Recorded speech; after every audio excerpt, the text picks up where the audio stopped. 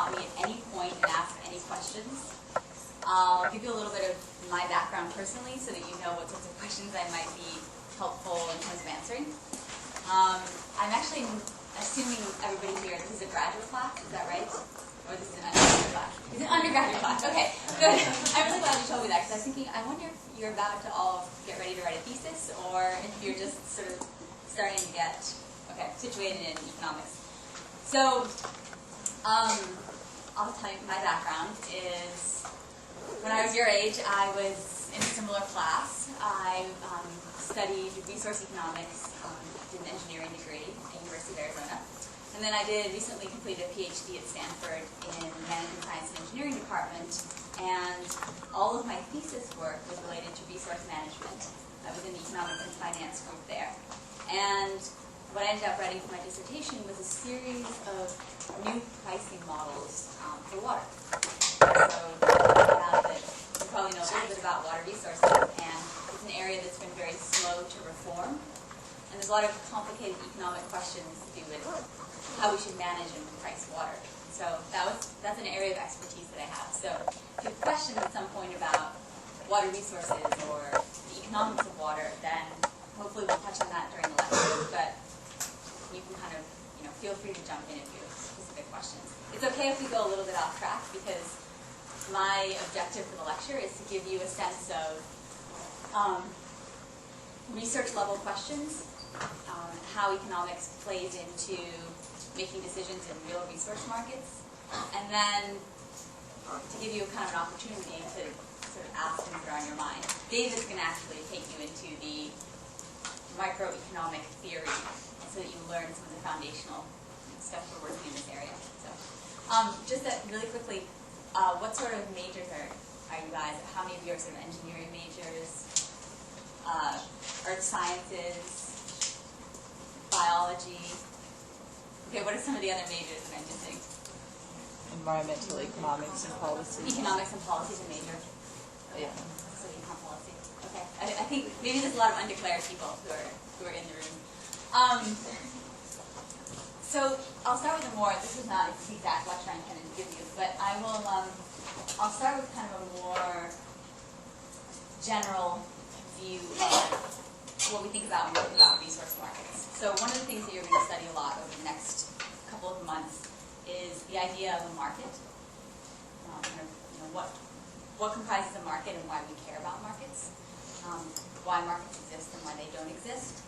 So, gosh, I don't even know if I have the benefit. Do I even have pens to do the board here?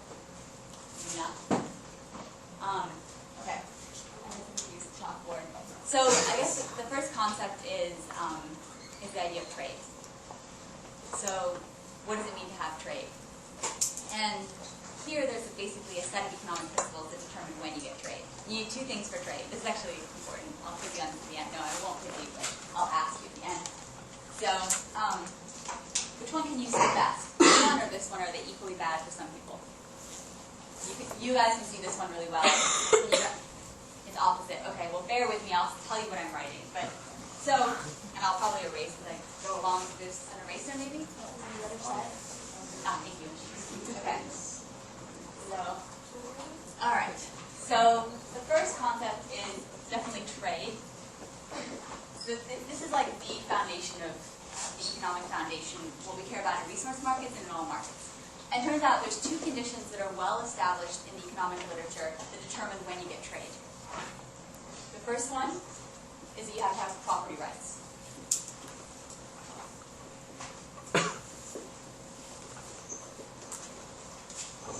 The second one, does anybody know the second one? The second condition? You guys can participate if you want. If you're really shy, that's okay. But legal system. Legal system. Think about just between two people, whether or not there's a legal system. But yeah, I'd say property rights come out of a legal system. You don't have one without the other usually. So that's true. There's a reason that trade breaks down in societies with corruption and so forth. So those are very tightly coupled principles. The second one I'm actually thinking of is kind of the obvious one, which is you have to have a difference in value.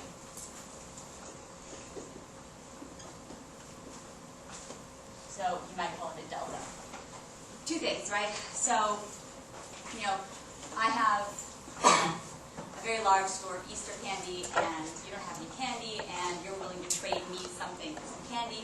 There's a difference in value. Sort of, I want something that you have.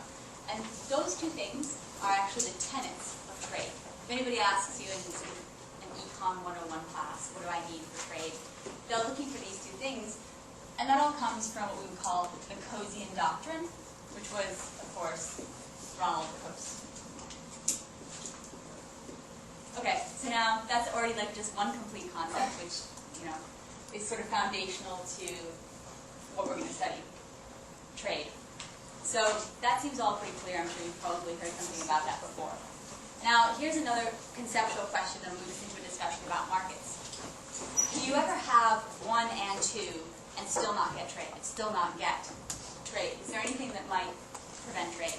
If I have a property right, so it's mine to sell, and if you want it more than I want it, so you're willing to pay me something for it, is there a reason why trade might break down? Yeah, that's excellent. That's brilliant. So everybody's got this right. Sorry, guys, at the back. Can you kind of see this? I need like a foil to do the opposite note taking. I feel okay. How about this? Really, you just need to know. You just need to have written down two things here: property rights, and then a difference in value. And then, just to be fair, I'll switch boards at some point. So now I've got trade. Now, when does trade break down? This will get us to markets. And that's what you just said. This is the formal economic term. Is when we have transaction cost. Just a show of hands, like I'm trying to gauge how familiar you are with these concepts. Is transaction cost something that people talk about a lot, that you're very aware of, or is this new jargon for you? Okay, you're really aware of it? Okay, kind of not so aware. Okay, so maybe this is a new concept. Transaction costs. So let's try and list a few things that are transaction costs, because these are really important. One of them is tariffs. That's an excellent one. So basically some sort of tax. You can think of it as a sales tax, any sort of tax. What else? Give me another example. Quotas. Okay. What are you thinking there? Like, so you're saying like there's a regulation that says, yeah, that's true. Let's put that into a slightly separate category. Well, no, let's put it here. Regulation. A good example of the regulation might be, I want to trade some water. And if I'm going to trade water with you, it turns out the government says, you've got to do a full environmental review before you give water to her. And the transaction cost is high because you're going to have to pay for an expensive environmental review. So that's a really good example of regulation. Okay, anything else come to mind? The physical cost of moving it. Yeah, perfect. That's great. Transport. Transport, and let's say transport and delivery, maybe. Sometimes there's a delivery cost.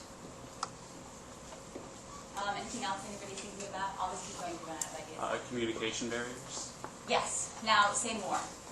A language barrier, perhaps. Expensive communications, like if you're in a remote village somewhere, you can't exactly sell your homemade baskets on the world market. Yes. This is the extreme example. So that has, perfect. Now we've hit, you're going to get a lot of jargon today. It's sort of like first-year med students, they increase their vocabulary by 12,000 words. Here's another piece of jargon, which is what we call in economics search costs. And actually, you kind of hit on two things. You hit on search costs, and you hit on information costs. And they're really related.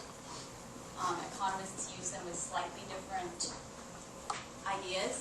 But the search cost is, you want to sell me your water. I want to buy your water. But you live in Wichita, and I live in Chicago, and we don't know each other. So how are we going to find each other? And it turns out that when you go into the market and you start looking for someone to trade with, it's expensive. It could take you days. Those days translate into lost wages, etc. There's a time value of money, and then the information costs are what additional information you need to hunt for, and that information cost might include reputation. Are you going to trade with someone who you think then might come back and say, "Oh, I still own that," which ties back to the property rights issue. Is that it? Is there anything else you can think of? What? Administrative costs? Yeah, administrative costs, admin costs, and I think you guys might be able to think of a few other good examples. The last one that I have is sort of legal costs, and those are sometimes related. But that's exactly it. So now what happens if all of those things add up to a really large amount? Then a lot of times markets break down and you don't get trade. You don't get trade for really rational reasons, because if the transaction cost is higher than the value of trading in the first place, then clearly no one wants to trade anymore. But the point I'm trying to get at here is that you start in this perfect environment where all you really need is the property right and a difference in value, and then the world around you imposes a huge laundry list of transaction costs that actually end up determining whether or not you ever get a functioning market. So that these three concepts, if you just take this away from the lecture, then I've done more than I intended. Basically, starting with the idea of trade, understanding that there's transaction costs, and then, does everybody kind of have this list?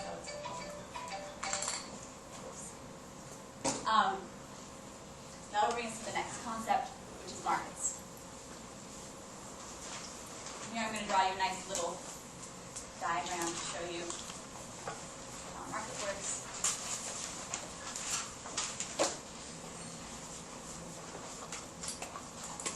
So this is the third concept, which is a market. So we've gone from trade, which could just literally be two people with transaction costs, to the idea of a market. And so when I say a market, it's sort of, there's a spectrum of markets. You can either have a really what we call liquid market, in which people can trade very easily, or you can have an illiquid market, in which case it's really difficult and there are very few transactions. So an example is, a really mundane example is like the toothpaste market. Does anybody have trouble buying toothpaste? No. I mean, you can go and buy toothpaste anywhere, anytime, and you know exactly what you're going to pay for it.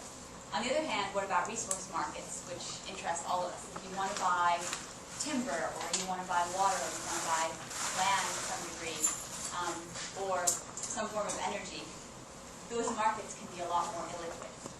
And I'll explain in part the conceptual model behind that. So here's the foundation of the market, which is what we've already discussed. It's basically property rights.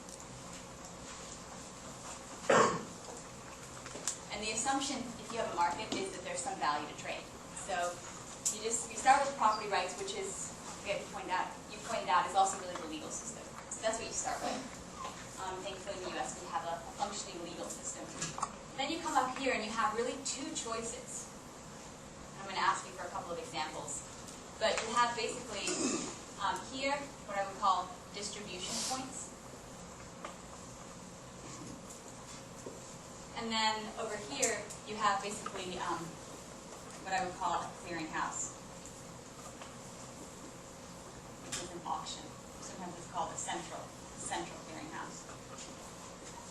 Okay? And then you come over here, and then I think someone else said what you basically need is transportation, and that's part of the cost. So transportation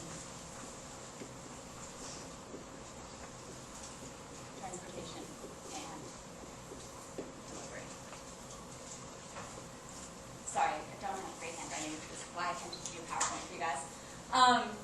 So just to read what it says, so the foundational part, property rights, trade. Here, two choices of structure. One is a central clearinghouse, and the other is sort of a distribution point. These are two different sorts of models when you build a market. So when I say this, I'm thinking about all of us as a government body, and we're going to help design a market that we think should exist. So first we're going to make sure that people can trade. Then we're going to figure out what the mechanism is, and what the physical way that they connect to each other is. And again, this is dealing with search costs, right? And then there's going to be transportation and delivery. So I'm going to, a quick question then you can give me, what are some examples of the model, this model, the central clearinghouse or auction model? So think about a marketplace that uses this model, that basically it's an auction-based model. Would eBay fall under that? Yeah, eBay's a great example. eBay's the best example, it's the biggest example.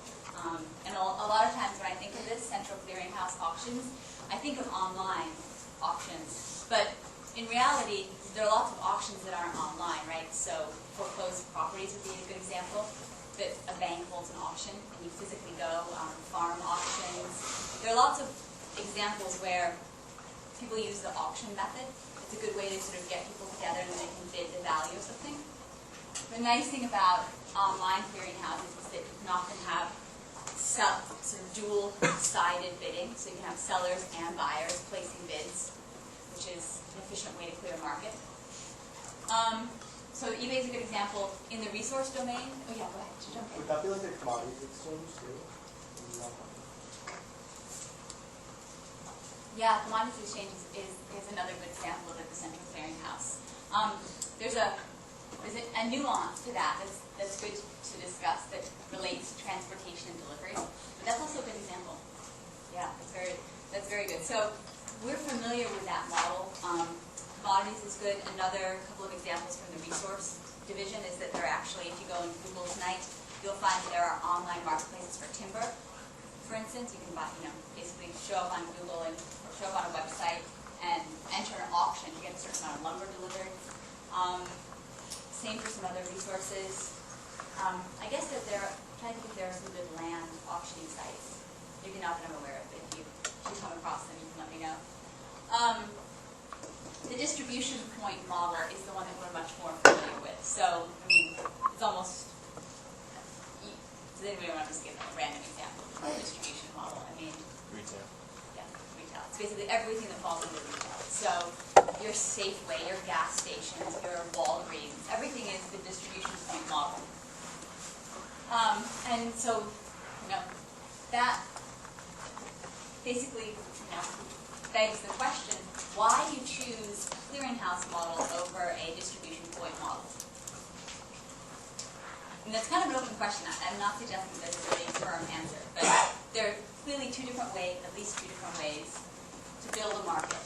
So how do you choose, if you're the government body and you've been told to set up a market, we really need a market to make this area efficient, how do you choose between doing a retail model and saying, okay, we're going to have retail points and we're going to sell this stuff, or we're going to do an online clearinghouse? Is that? I think if you have more instability in the supply and demand, you might do that just because that way that can be more regulated by, there's not supply, then you have to bid more, but if there's more, then there's less bidding, so it works in both directions. Well, and you don't have the overhead of having to store, right? You don't have a distribution point that you can't stop. Yeah, that's really good. Okay. Maybe your purpose could be different. For example, like if you want to create more jobs for people, perhaps, then you would want to choose like a distribution point to hire more people for retail versus like online thing where it's just very simple. It's just very like if you want to buy something, you just go directly to it. So there's no like functioning or operational costs included. So you're saying that it might be, you might want to have a higher labor component to it, like the labor cost is if higher. that's your purpose, but okay. then you would shift more towards like retail idea. Or what if it's custom, like the person has to be there to show you how to use it? Or so certain things fit the labor model, or maybe if you need more labor, you want more of a distribution point model. Okay, that makes sense. What if I keep thinking commodities, and what if you're dealing on the world scale with different currencies and locations? Wouldn't it make more sense to do the clearinghouse? To do the clearinghouse than the distribution Yeah. point. Well, I mean, say more because you have like multinationals that distribute things Yeah. and distribution points all over the place. With commodities, you kind of need to have one price. Well, that's my understanding. So, people can bid from all over the world, and that might set a world price. Yeah. So okay, right. So this way, okay. So having the central clearinghouse allows you to basically facilitate global trade, right? As opposed to the distribution points doesn't really allow you to have global trade. So for things that you're moving large amounts of, like commodities, you'd want to be able to do the clearinghouse and have global. Yeah, that makes perfect sense. Okay, I agree with that.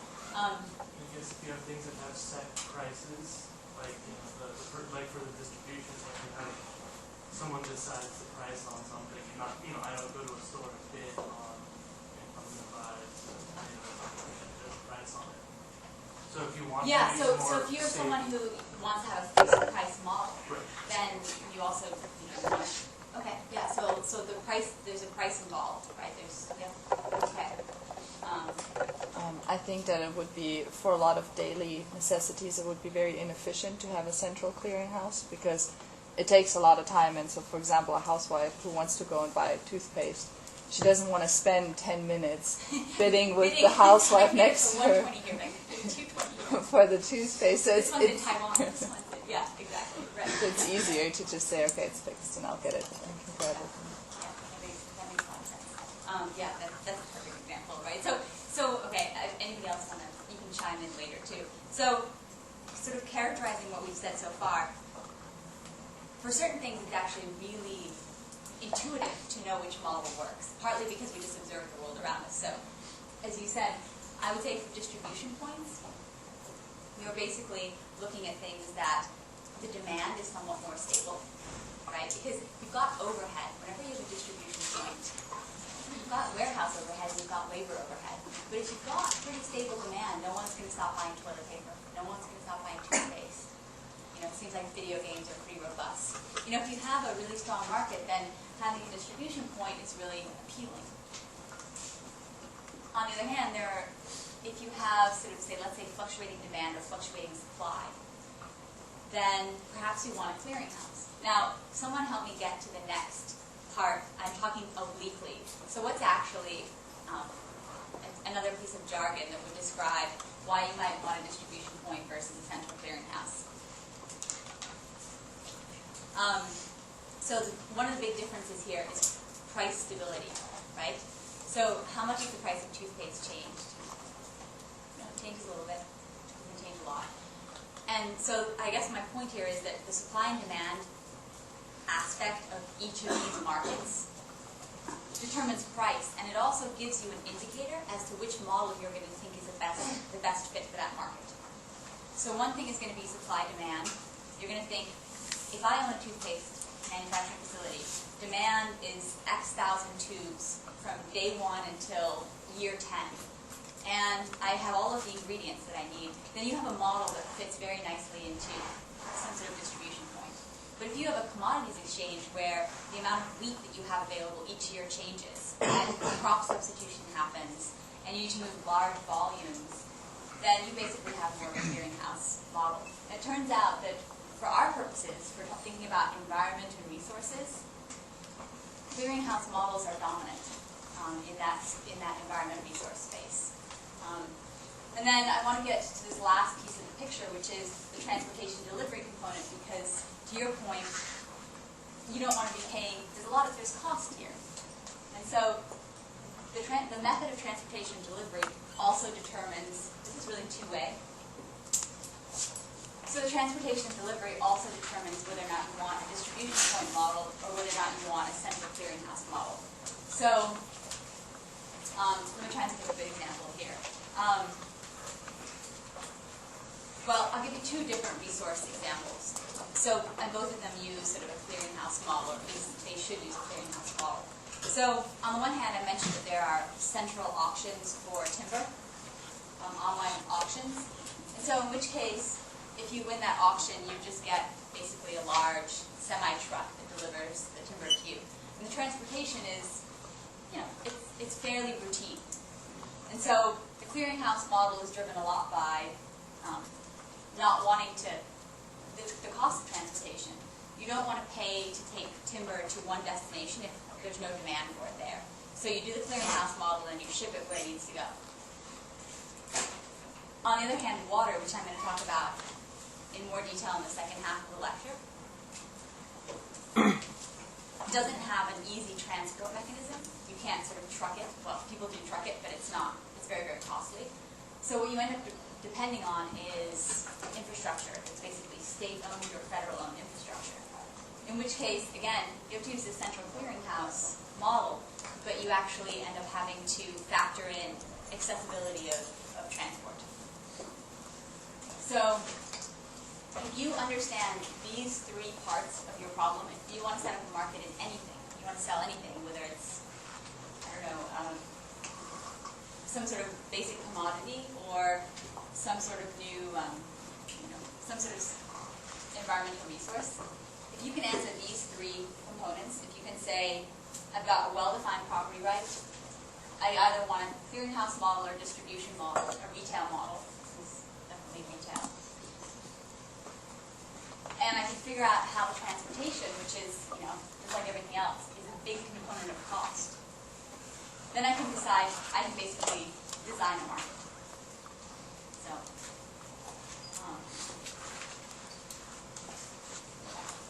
does anybody need this a bit longer? Because I was going to move on to the next thing.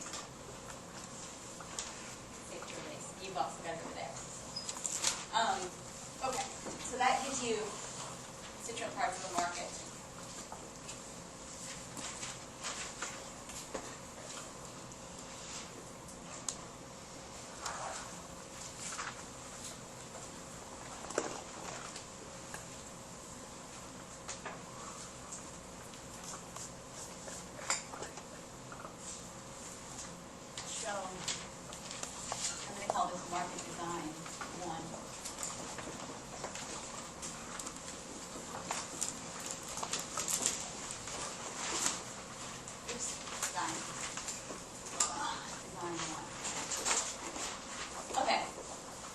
So far we've done trade, then we've understood that there's transaction costs that affects whether or not you can even have trade. And then if you have trade and the transaction costs can be somehow low enough, perhaps through building a market, that you can get fully fledged operating market. So now we're going to transition and talk about an example that I think I know quite a lot about after spending several years studying it, which is the idea of water markets. So I'm sure that in the course of this semester, you'll actually learn about lots of different environmental and resource markets. Water markets are an area that's starting to develop in certain parts of the world, in South America and Australia, and actually here in California. We're starting to see the emergence of water markets. So now I've given you the very basic tools to think about how we could design a market or what it takes for a market to exist. So I thought it would be helpful to maybe do what I consider sort of a case study. And so I'll pose, we'll do it in two parts. In the first part, we'll think about why water markets don't currently exist. So we'll do a little bit of sort of investigative work as a group to see, okay, why don't they exist? And then the second part will sort of say, okay, well, what would it take for markets to exist? And the reason this is sort of generally relevant is because when you go out into the greater wide world, you're going to be faced with a lot of situations, especially if you work in environmental or resource policy, where there's real market failures, and where you're going to be asked sort of, okay, well, why is this failing, or what can I do to fix it, and what do I need to take into account if I'm going to design a well-functioning market? So I call it Market Design 1 because the first part is we've arrived on the scene. We're all in California, and how many of you are familiar with California's water problems or issues, or pretty aware? Okay, so then you tell me that what do you think is sort of the problem at the moment, or what are some of the problems in California water? Okay, go ahead. Are we having a drought recently? So scarcity of water right now. Okay, so maybe I almost need two boards. You want to do problems over there? I know everybody can't quite see, but we'll make sure we read. Okay, so we'll start with the problems and then we'll say, okay, what isn't there a market? Okay, so one problem is very short term. There's a drought, so there's not enough water. There's a long-term problem with just the shortage of water, and especially for the Central Valley within the next 20 to 25 years. Okay, shortage of water. Okay, maybe sort of there's more demand for water, like there's increasing demand. So demand is okay. Okay, so I'd say demand greater than supply, maybe. Okay. Only surface water is governable and groundwater isn't. So there's a legal issue. There's a legal issue that affects water resources, right? So we have really savvy stuff about what you can do with the water that we can see, and the water that we can't see, no one's regulating it. Very, very important. Southern California has a larger population, but not enough national waters. Yeah, so there's, how would we describe that? There's kind of a disconnect between where the water is and where it's needed. Yeah, okay, so SoCal has high demand of no water. The opposite is true of Northern California. And that has some political implications too, right? So, okay. We established our baseline for how much water California has during an extremely wet period over its history. So what we consider the baseline was actually really wet. So what's now drought is sort of more the actual average. So that affects people like their property rights, right? Yeah. People think, okay, so there's We made rights for more water than is normally available. Yeah, and then so- we call it a drought because it's less for you to have it. yeah, that's a really important one. So I would call that over allocation. Like there's an over allocation in California. So a lot of legal problems that we're sort of touching on together. Okay. Anything else sort of come to mind?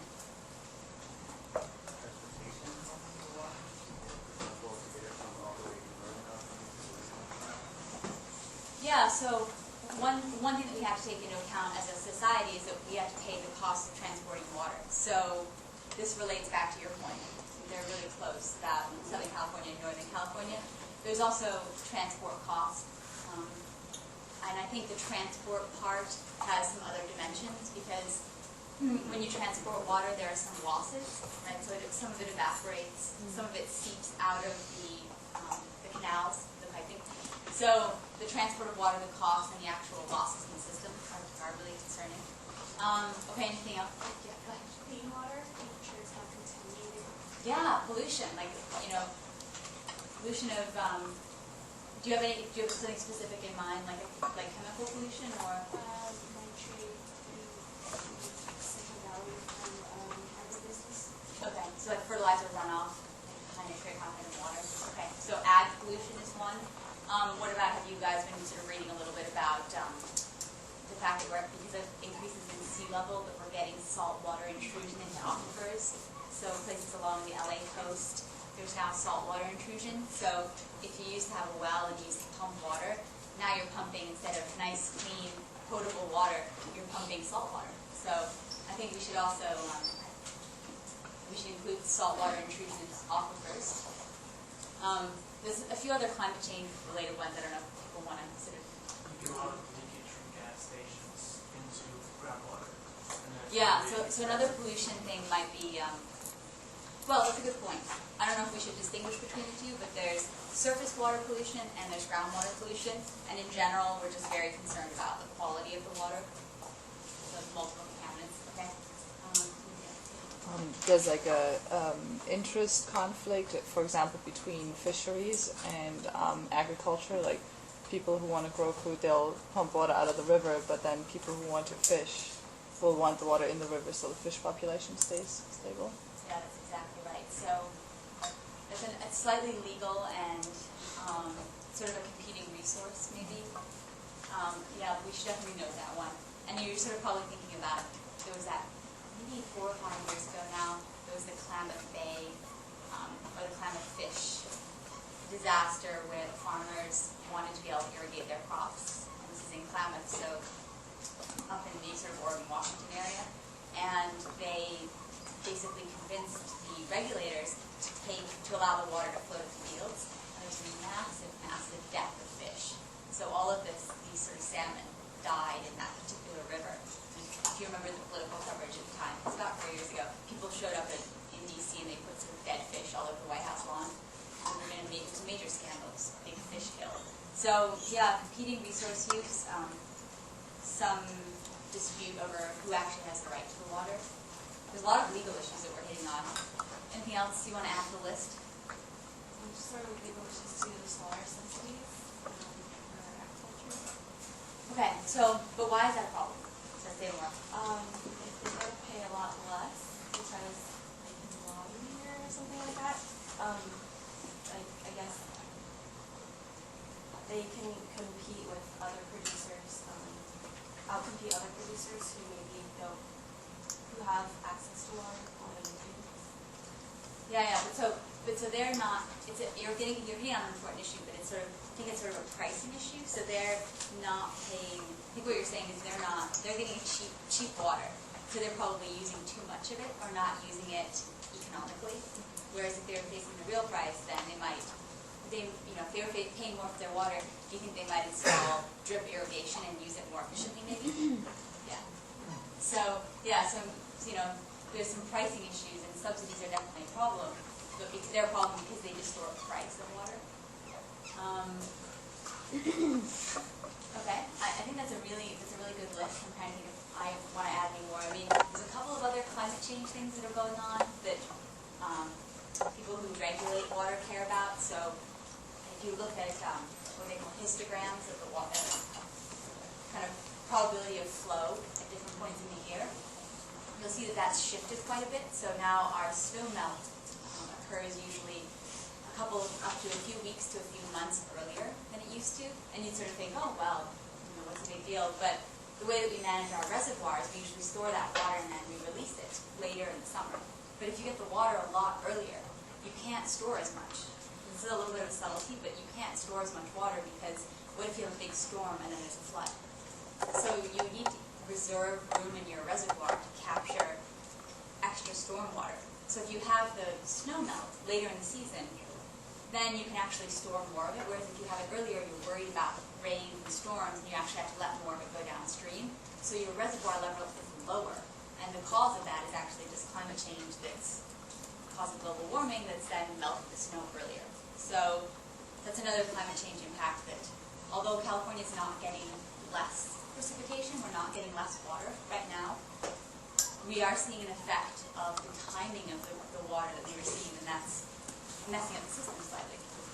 I guess another problem, I think it's a problem, I guess other environmental problems that you have to, if you're in the water, if you're dealing with the cleaning of the water and distributing it, other stuff you deal with, because I know my dad has to deal with, killing, infestations of mussels and stuff like that clog up the pipes, and I guess that would probably increase your transportation costs. You have to get rid of the mussels, and then, Yeah, so I think even though we have a lot of stuff about the fish and farm trade-offs, I think we have to put down invasive species that are changing the natural system, because changes in the natural system are problematic. And then I think we should also include endangered species, because it turns out that endangered species really affect how we manage our water. It's another legal issue thing. So you can imagine now, I don't know if any of you are thinking about maybe careers in water management, but this is a long list of really difficult problems to solve. So, okay. So now I think we have it's maybe not exhaustive, but it's a pretty long list of problems. So I'll put it back into a little bit of a narrative form again. So, maybe 10 years ago, when I was in University of Arizona, it's a desert. So there's lots of water problems, as many, if not more, issues in California has, although less people. And I was starting to think about, well, what are some of the solutions to all of those problems? And there's no one solution, of course. But there's different things that have been proposed in terms of ways that we can help deal with the system. And so here I'll present a couple of different positions that have been touted in the academic world as solutions to some of these problems. And you can you can give me a little feedback if you want to on how appealing the different solutions are, and then there's one in particular I'd like to talk about in more depth.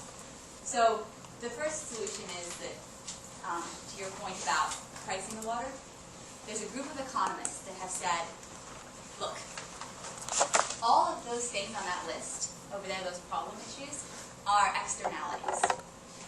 They're all problems with using water that are not priced. So an externality, classically, is that a familiar term, by the way? Yeah, I figured this is a super familiar term. So all of those things are externalities, meaning they're not priced in the current tariff of water. So here's one solution.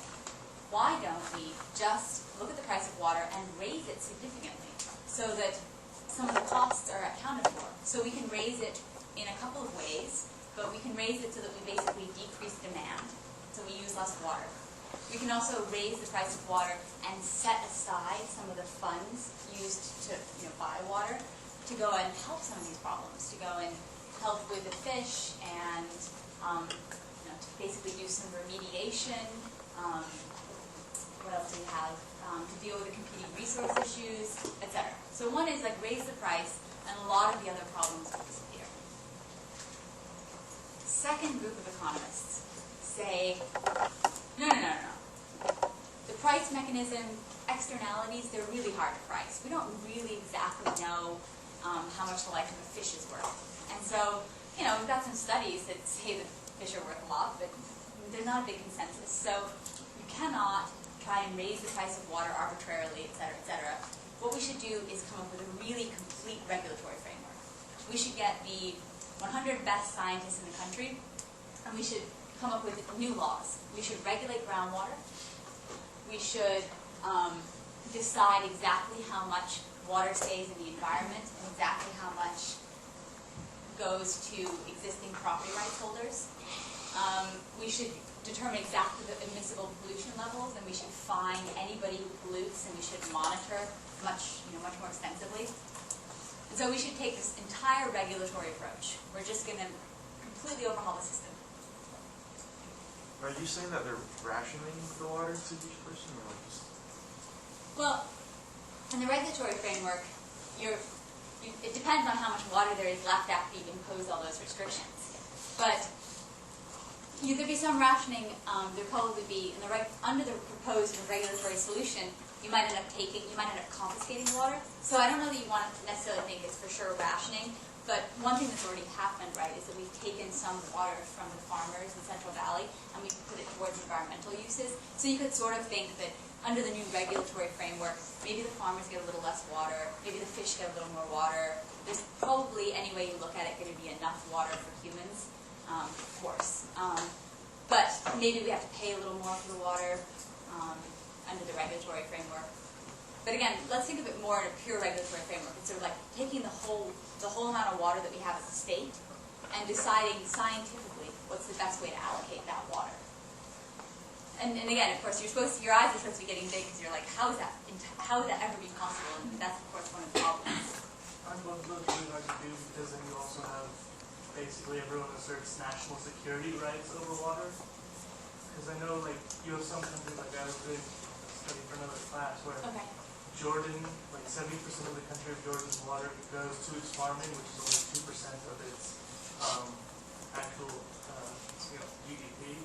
But it's still considered vital to do that so that they are self-sufficient. Yeah, because they're food independent, right? Right. So they're having a water shortage because they're using all their water for farming. But that makes them food independent even though they can easily get that food at a lower cost from outside when they don't want to. Yeah, so it's a really good point. And that's something that comes up a lot when people talk about how water should be allocated. And something actually in the process of doing my research I changed my opinion about quite a bit was the value of being able to maintain farming in California, for instance, which does feed a substantial part of the U.S. So yeah, so anyway, with both the first solution where you have to price everything and the second solution where you develop this massive regulatory framework, both of those are understandably really ambitious and really difficult. And so, a term that people often use here is to say sort of this massive institutional resistance, and one part of the transaction cost of doing either of those systems is very, very high, because you're going to get a lot of political resistance to doing either of those systems, massive political resistance, and you're going to have a very high overhead in terms of the amount of study and knowledge that you need, which we need anyway to understand the system, but just the additional knowledge that we need to be able to price things well is sort of almost makes it impossible to get to that level. So 1 and 2 are both kind of things that have been proposed. They're actually actively discussed, but they both sort of meet with some skepticism on the part of really applied or really pragmatic economists or pragmatic policy makers, right? Because they're just inherently problematic. So then there's this third solution, which again is not a complete solution, but that has been really actively discussed. which is the idea of what about creating a market for water so that we could just get more efficient trading between people who want to use water without having to, the price may increase, but we don't have to regulate it quite the same way, and we don't have to confiscate property rights, which will face massive political resistance. But we can actually start to change the way it's allocated. So I think that third solution seemed really appealing to kind of a large group of ag-econ, or sort of agricultural economists and water economists and so forth. And so it turns out that about 30 years ago, there was a big drought in the state of California, and the mayor had a blue ribbon panel, and they wrote a document and they said, let's establish water markets in California. It'll solve a lot of our problems. So then that was 30 years ago. So no one in this room was born, I'm sure. And that was the predominant idea at the time. So that brings us to the third part, or the next part, which is my question to you. Now we understand some of the problems. Well, let me put it in two parts. What are your reactions to some of the proposed solutions? Does anybody want to have a reaction at this point, a strong reaction? Otherwise we can go, yeah. It's not like a strong reaction, but how would you create a market for water? Okay. Oh, that's what you're going to Well, answer that's anyway. something I think we should talk about. But the question is, I sort of presented maybe a slightly biased way where I said doing pure pricing is very hard, and doing pure regulation is very hard, and doing a water market is a compromise, but it's taken 30 years and we still don't have a water market in California. So my question to you is kind of, why don't we have a water market in California? I guess if we had a water market, would that exclude a lot of people? It would exclude a lot of people. In the sense, if you were to, if you were to have a market for water, then because wouldn't there be people who maybe couldn't afford it? Yeah. So one of the things is definitely an equity thing. Now, to make it a little bit, I don't want to say simpler, but how does water get distributed right now in California? Basically, think of the snow melt or the sources of water, rivers, streams.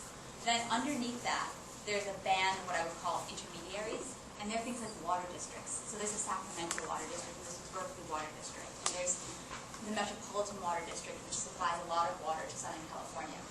So there's the natural source, then there's these intermediaries, and then there's us, the residents, and we use the water. But we get the water from some water utility, right? Just like an electricity utility.